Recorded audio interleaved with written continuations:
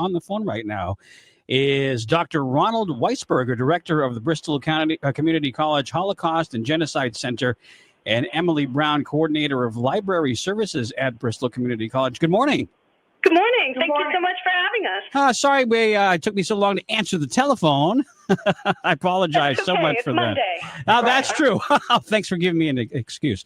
We've got some stuff to talk about, including this event that's happening, the Holocaust and Genocide Center's recent experience of participating in the 80th anniversary of the liberation of, is it Auschwitz? Yep. Yes, that's how you say it. Absolutely. So tell us a little bit about that. So we just returned this past Thursday from the trip to Poland, which was incredibly life-changing. One of the events that we attended was the actual ceremony at Auschwitz, which was the 80th anniversary, like you said, of the liberation of Auschwitz, when the Soviet army came and liberated Auschwitz. The event was incredibly moving.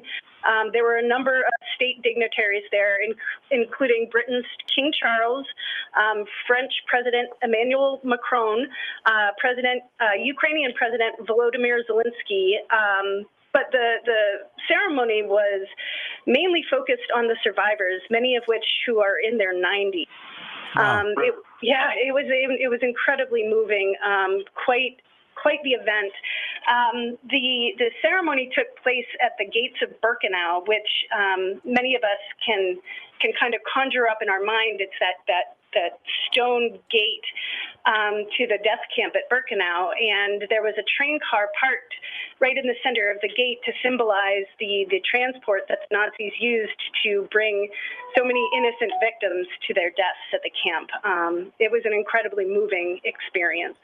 Dr. Weisberger, what was that like for you? Well, the same. I been teaching a course on Holocaust for about 20 years, but actually, that's the first time that I've been at any of the camps. And being there really brings it home in a very visceral way. I bet. This was a reality. I mean, it's always a reality, but when we were able to go to the barracks, to the crematorium, it's just astounding, and as Emily said, life transforming in some ways. Mm-hmm. Yeah, and during the trip, we were able to really get to see a lot of what happened in Poland during the Second World War. We were able to see a number of camps, including labor camps at Plaszów, which was also in Krakow. We got to see Majdanek, which is in Lublin, which was a death camp, Belzec, and Sobibor. We spent a lot of time really studying these places of memory that I think will do a lot for our education programs here at the college. Right. We took, obviously, a lot of pictures. Yep. And video, so we'll be doing a program during the spring on our trip. But of course, I'll be incorporating some of this in my course. Tell us a bit too about some of Bristol Community College's Holocaust and Genocide Center's upcoming initiatives in the future. We have every fall and spring we do about 3 or 4 programs. So we'll do this program, as I just mentioned, about our trip. Our 10th anniversary, we're having a celebration at the Eagle, and there'll be more information about that. Other programs? Yeah, we have a really interesting program coming up. We've done an international search for artists to do an installation on campus. Ron and many of our colleagues have done a years-long effort to collect 1.5 million buttons, which represent all of the children victims of the Holocaust.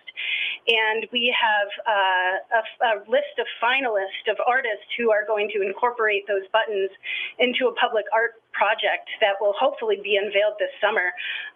We are really excited. The artists have come up with some very moving public art projects that we think will be quite an addition to Fall River and a testament to the college and our dedication to studying the Holocaust and genocide. So the installation will be outside on campus. Therefore, people will be able to come and observe it. and it's very unique. It's the only one in the country Yep. doing this type of thing, and it represents the 1.5 million children who were murdered during the Holocaust. That must have been quite the experience to see when you were there, and there's a lot to look forward to if people to just look over what you've experienced in the future as well. I want to thank you guys for joining us today.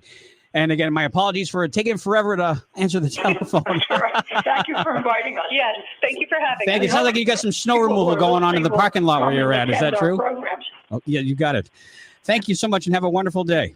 You too. Okay, Bye-bye. take care. That's Ronald Weisberger and Emily Brown joining us too, the director of the Bristol Community College Holocaust and Genocide Center. And Emily is the coordinator of library services at Bristol Community College.